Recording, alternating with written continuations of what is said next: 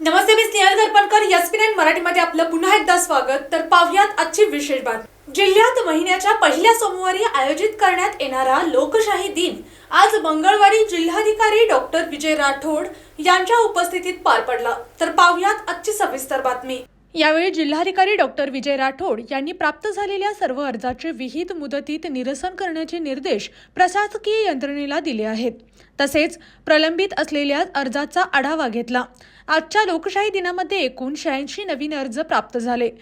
जास्त कालावधीसाठी प्रलंबित अर्ज असणाऱ्या विभागांना कारणे दाखवा नोटीस देण्यात येणार आहेत. लोकशाही दिनात सर्व शासकीय आस्थापनांनी हजर राहण्याचे निर्देश देत त्यांनी गैरहजर विभागांना नोटीस बजावण्यात यावी अशा सूचना केल्या.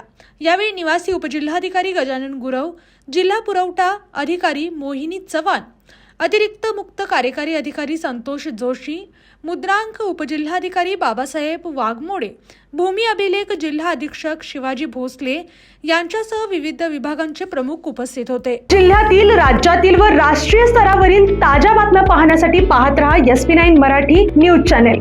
या चॅनेलच्या माध्यमातून विविध क्षेत्रात उल्लेखनीय कार्य करणाऱ्या मान्यवरांच्या प्रेरणादायी मुलाखती तसेच महत्त्वाची माहिती आणि घडामोडी आपल्यापर्यंत पोहोचवल्या जातील.